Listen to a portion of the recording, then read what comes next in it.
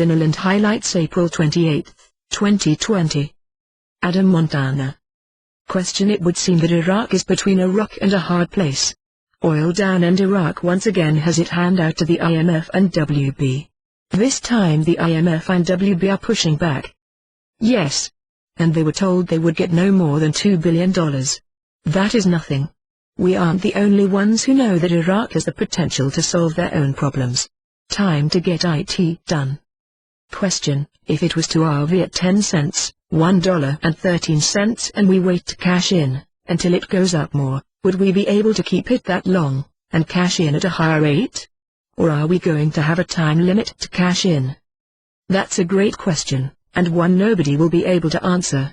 It will depend entirely on what the CBI dictates, and they can do anything they want. Pimpy. The stock market is officially open. Don't put all your eggs in one basket. Just because one person says this is the date. It would have been nice. I was kind of hoping for it. But I still absolutely positively feel 100% that this is gonna happen, and it's gonna happen soon. So yeah, the stock market has been open. We also know in addition to that the auctions are still happening. I know it's gonna happen soon. It's gonna happen this year, one really believe that. There's no reason for it not to. We know the UN, the IMF and the State Department, Mike Pompeo, anyways, are going to be meeting in Iraq in June. We know this is gonna happen.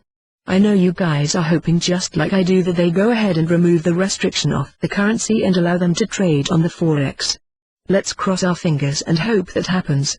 If they do, then look forward to a lot of speculators to jump all over that currency. There are people who want to invest in a currency but are concerned because the currency is not recognized internationally. So you can only imagine what that's gonna do to the currency once it is floating and you can invest in it. It's gonna drive that sucker up. That's just my opinion. Delta, Catfer. A question was asked to the head of ISX why they did not go international. He said because of the currency issue. Boom. Markets. Not a lot of news, pretty much a nothing burger on the revaluation front. There are a lot of people back in place, which is a good thing. The banking side is still expecting to see it between today and Thursday. My Iraq sources are still looking squarely at Wednesday. Hopefully we will see something. What countries are we expecting to RV Iraq? And a number of them are expected to. The ones we are watching closely are Vietnam and Iraq. Foot forward. The lack of a government is not holding up the RV whatsoever. The two are not directly connected. Iran's influence has dwindled significantly. That matters more than having a seated government. They have had a seated government numerous times recently. It hasn't produced an RV. We are not waiting on a seated government for an RV to happen.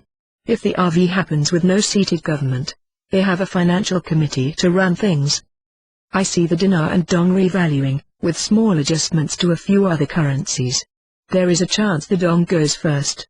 This isn't going to be a global currency reset.